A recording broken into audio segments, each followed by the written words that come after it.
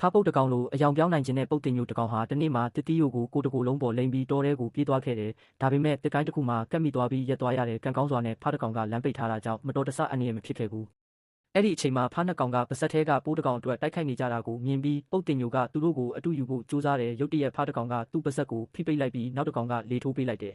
။ဘာဖြစ်နေမှမသိခင်မှာပဲပုတ်တင်ညိုကပူပေါင်းလိုလေထဲပြန်တက်သွားပြီးတောအုပ်ထဲမှာလွတ်မျောနေခဲ့တယ်။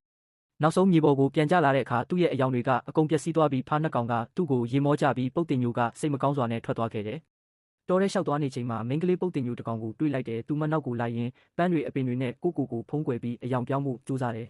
။မိန်းကလေးပုတ်တင်ညိုကနွယ်ကြိုးတစ်ချောင်းကိုဆွဲပြီးတစ်ပင်ပေါ်တက်သွားတာကိုမြင်တော့သူလည်းအတူယူပြီးဆွဲလိုက်ရတခါတည်းတစ်ပင်ပေါ်ရောက်သွားတယ်။အဲ့ဒီနောက်မိန်းကလေးပုတ်တင်ညိုကသူ့ကိုတောထဲကအခြားတိရစ္ဆာန်တွေနဲ့မိတ်ဆက်ပေးတယ်ပုတ်တင်ညိုချက်ပြုတ်သမားတကောင်ကပိုးမွားတွေကိုကင်းစားနေပြီးခေါင်းမော်တိုင်းအယောင်ပြောင်းနေတယ်နောက်တကောင်ကပချီဆွဲနေပြီးပတ်ဝန်းကျင်နဲ့ကိုက်ညီအောင်အစိမ်းရောင်ပြောင်းနေတယ်ပုတ်တင်ညိုကတခြားပုတ်တင်ညိုတွေအယောင်ပြောင်းနိုင်တာမြင်တော့ကိုလည်းကြိုးစားတယ်ထုံးစလက်တစ်ခုလုပ်ပြီးအားထုတ်ပေမဲ့အယောင်မပြောင်းနိုင်ဘူးမိန်းကလေးပုတ်တင်ညိုကအယောင်တွေလှပြောင်းနေတာကိုကြည့်ပြီးသူလည်းအားကုန်တင်းပြီးအတူယူရအယောင်မပြောင်းပဲဖက်ဆိုပြီးလေထွက်သွားတယ်ဒါကြောင့်တောထဲကတရိတ်ဆန်တွေအကုန်ရင်မောကြပေမဲ့ဒီတစ်ခါတော့သူစိတ်မပြတ်တော့ဘူးအနားမှာတောက်ပနေတဲ့ပိုးလေးတစ်ကောင်ကိုကောက်ယူလိုက်တယ်အဲ့ဒီအလင်းရောင်ကငှက်ပြောရွက်ပေါ်အရိပ်တွေထင်စေတယ်သူကလက်နှစ်ဖက်နဲ့အဲ့ဒီနင့်မြင်ခဲ့တဲ့တရိတ်ဆန်တွေရဲ့အရိပ်ပုံစံတွေဖန်တီးပြတယ်အရိပ်တိုင်းကအသက်ဝင်တယ်လို့အလွန်တိကျလှပနေတယ်မကြခင်တောထဲကတရိတ်ဆန်တွေအများကြီးစုဝေးကြည့်ရှုလာကြတယ်